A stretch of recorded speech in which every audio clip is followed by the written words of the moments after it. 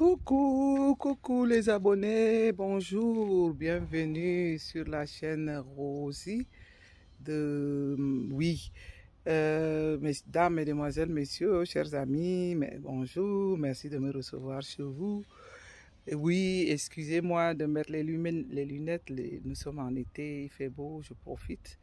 J'aime pas trop mettre les lunettes, c'est comme un manque de respect, mais je m'en excuse. Écoutez, la chaîne de Madame Rosie vous accueille, vous êtes les bienvenus. Merci pour les nouveaux abonnés. J'ai vu que la communauté s'est agrandie.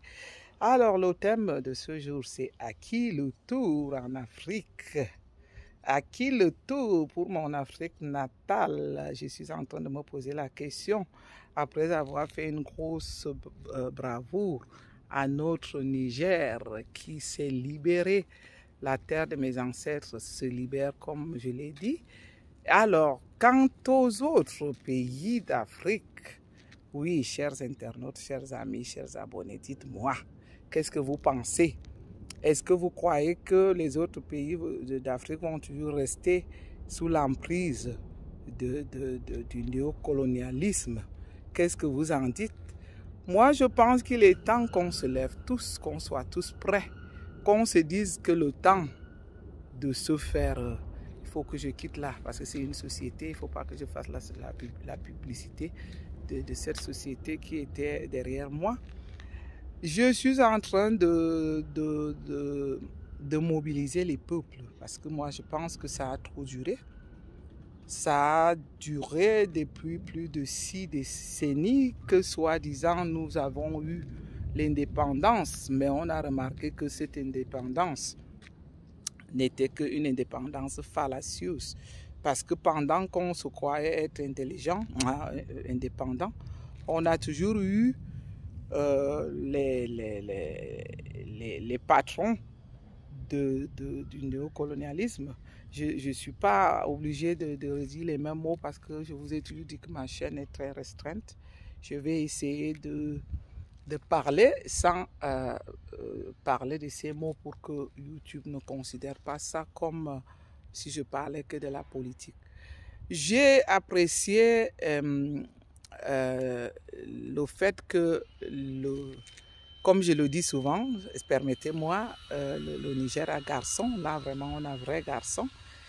Garçon a libéré son peuple de façon propre. Ils ont fait ça propre. Et c'est ce que je vais inviter tous les autres peuples d'Afrique ici, que si jamais garçon libère le peuple, il faut que ça soit propre. Moi, je respecte, parce que le fait que le Niger ait libéré son peuple sans qu'il y ait versé, sans qu'il y ait eu à verser une seule goutte de sang, ça a été fait de manière vraiment pragmatique et très, très organisé. Et si on le fait, il ne faudrait pas que ça se fasse pour que les peuples pleurent. Parce que là, je peux aussi comprendre, le peuple est derrière les nouveaux dirigeants, les garçons du Niger aujourd'hui, parce que le peuple a été protégé. Le peuple s'est rendu compte que il s'est fait libérer de façon respectueuse, dans le calme, dans la paix. C'est comme j'ai aimé l'autre fois un ministre qui disait qu'il n'y a pas de déstabilisation, le peuple du Niger se sent bien, malgré les restrictions, malgré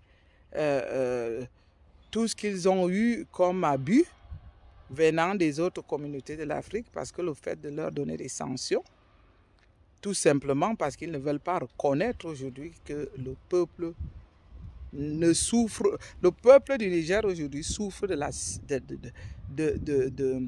je vais dire de ce que les autres communautés africaines qui sont derrière l'Occident font. Parce que si ce soi-disant CEDEAO ne leur donnait pas de restrictions et donner des punitions telles que leur retirer, parce que moi je vais parler ça en langage terre à terre, leur retirer du courant ou leur supprimer certains avantages dont ils avaient besoin C'est pas ceux qui ont libéré, c'est pas les dirigeants qui ont libéré le peuple du Niger qui imposent ça au peuple nigérien. C'est plutôt ces gouverneurs regroupés, ces guignols regroupés de l'Occident et des Nations Unies qui profitent de la situation maintenant pour traumatiser le peuple du Niger parce qu'il est derrière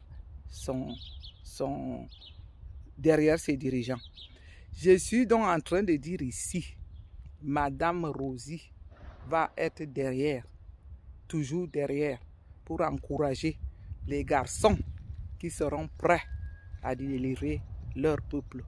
La seule chose que je vais recommander à ces garçons, c'est de le faire de façon très organisée, comme l'a fait le Niger. Beaucoup vont me traiter de tout. Lorsque la démocratie est bafouée en Afrique, personne ne voit ça. Lorsque certaines personnes veulent demeurer éternellement au pouvoir, personne ne voit ça. Lorsque les guerres continuent dans les pays d'Afrique, comme celui de mon pays, du nord-ouest et du sud-ouest que je dénonce, qui a fait déjà plus de... On parle d'abord, il n'y a pas de chiffres officiels. Pour ceux qui suivent la guerre qui se passe dans mon pays, au sud-ouest et au nord-ouest, il y a tellement de morts. Ces gens de la CEDEAO, ils n'ont jamais pu se lever une seule fois pour combattre cette guerre qui est une guerre inutile, une guerre qui perd les enfants du pays. Parce que le Cameroun aujourd'hui, je dénonce, est en train de combattre sa population. Le Cameroun est en train de combattre ses frères sans qu'on ait une raison, une solution jusqu'ici. Une guerre qui va déjà à plus de 3 ans sans solution et dont personne n'en parle. Et le Cameroun n'est pas le seul pays comme ça. Il y en a d'autres qui ont des guerres internes où les peuples se tuent entre eux, où les populations perdent les vies, où les enfants manquent ne peuvent pas aller à l'école, où les mamans perdent des vies, où les enfants n'ont pas de soins. Mais je n'ai jamais vu un seul moment le peuple je vais dire, ces guignols de la CEDEAO se regrouper et décider une fois que ça doit arrêter. Là, ils jouent à leurs intérêts. Parce que ce qu'ils sont en train de vouloir faire là au Niger, c'est pour leurs intérêts. Je vais essayer d'enlever les lunettes un peu parce que le soleil s'est baissé. Ils sont là en train de jouer. À peine j'enlève les lunettes, le soleil revient. Ils sont là en train de jouer leur propre carte. Parce que c'est les mêmes qui veulent demeurer éternellement au pouvoir. Donc, aller défendre, soi-disant, le Niger aujourd'hui, c'est essayer de garantir leur poste. Moi, je suis en train d'analyser comme ça qu'ils sont plutôt en train de vouloir garantir leur propre poste. Parce que comme le maître de l'Occident leur impose d'aller faire du désordre, parce que je ne vais pas toujours prononcer les mots qui sont très durs par rapport au fait que je ne peux pas les prononcer, aller dire qu'ils vont aller dire qu'ils vont aller intervenir au Niger, c'est juste pour garantir leur poste. Ils ne vont pas nous dire qu'ils le font par amour. Comme j'avais dit que je ne citerai jamais les noms des gens, premièrement, ni les noms des gens du pouvoir, ni les noms des personnes lambda. Moi, la seule façon que j'ai cité les noms, c'est comme je dis, les noms qui en valent la peine. Je ne me vois pas aujourd'hui. J'ai vu un qui a fait le discours, un des présidents de l'Afrique de l'Ouest là-bas, qui a fait le discours d'ouverture. Celui-là même qui avait aussi enlevé, qui avait pris le pouvoir par force, qui aujourd'hui, je suis étonné qu'il va faire un discours comme ça. Moi, je me demande, ces guignols, ces pauvres guignols, malmenés par leur maître de l'Occident, est-ce qu'ils n'ont pas honte? Comment se sentent-ils quand quelqu'un comme celui-là vient vociférer des énormités de ce genre? Est-ce qu'il n'a pas honte? Honte à vous. Donc le thème continue, on était en train de faire c'est comme moi j'ai l'entretien avec quelques-uns de mes communautés qui se posent la question aujourd'hui. Que pensez-vous? Nous ne sommes pas en classe, hein? On ne dort pas au premier banc. Nous sommes assoiffés. Les peuples de l'Afrique doivent se libérer les uns les autres. Nous ne sommes pas toujours obligés de passer par les moyens de guerre. On doit seulement y penser. On doit le mettre dans notre programme, on doit le mettre dans nos projets. Que tous les peuples d'Afrique se libèrent. Donc, commencez déjà à vous organiser, que l'Afrique se libère un peu, que l'Afrique se débarrasse de la France-Afrique. Et là où moi je voudrais quand même attirer l'attention de ces peuples de l'Afrique. Faites gaffe avec l'autre maître de la Russie là-bas, dont je ne vais pas prononcer le nom. Parce que si nous voulons nous libérer, essayons de nous libérer par nous-mêmes. Essayons de s'organiser pour s'en sortir nous-mêmes. Celui-là qui est de l'autre côté de la Russie, ce n'est pas non plus un ange. Hein. Quand on voit les gaffes qu'il est en train de faire, chaque fois que je vais enlever les lunettes, c'est le soleil qui revient.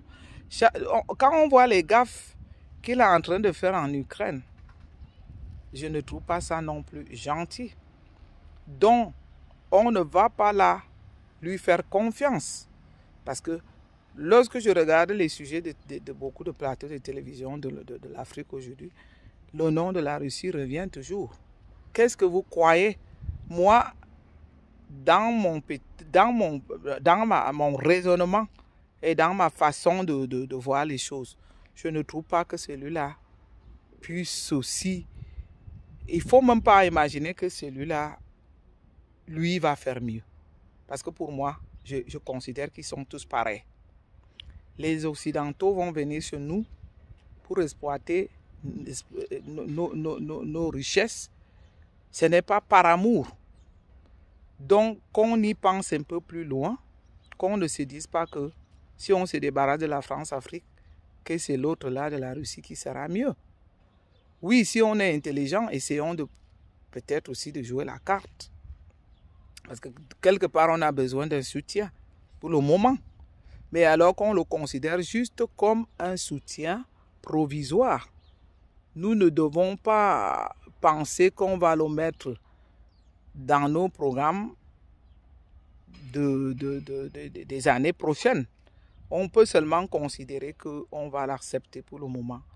Parce que quelque part, on a aussi besoin d'un soutien. Parce que vaut mieux qu'ils nous soutiennent. Il ne faut pas que je me répète, excusez-moi, je dis parce que plusieurs fois, le soleil là aussi me distrait. Mais ça ne fait rien. Même si je me perds, je reviens sur mon sujet. J'étais donc en train de dire qu'on ne doit pas se tromper pour penser que c'est la Russie, comme maintenant tout le monde est en train de brandir les drapeaux, que c'est la Russie qui nous aime. Je ne pense pas que c'est par amour. On le sait qu'ils le font par intérêt.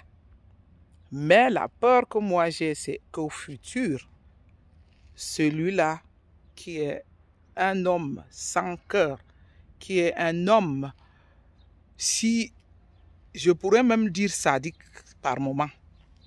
Parce que lorsqu'un homme va déjà jusqu'à bombarder les villages où il y a des petits-enfants, où il y a les mamans, je ne pense pas que c'est en Afrique qu'il va être un ange. Donc, nous n'avons qu'à faire gaffe parce que nous ne sommes pas sûrs que aujourd'hui ça va avec lui, mais le jour qu'on va aussi vouloir se débarrasser de lui, nous allons avoir les mêmes problèmes. Ça veut dire que les mêmes faits, les mêmes causes vont produire les mêmes effets. Donc, je suis en train d'inviter le reste du peuple de l'Afrique de se mobiliser. Les pays d'Afrique doivent se libérer. Nous devons nous libérer de la France-Afrique. Je crois que le temps est arrivé, l'heure a sonné c'est le temps de la mobilisation. Il faut que les peuples d'Afrique se libèrent.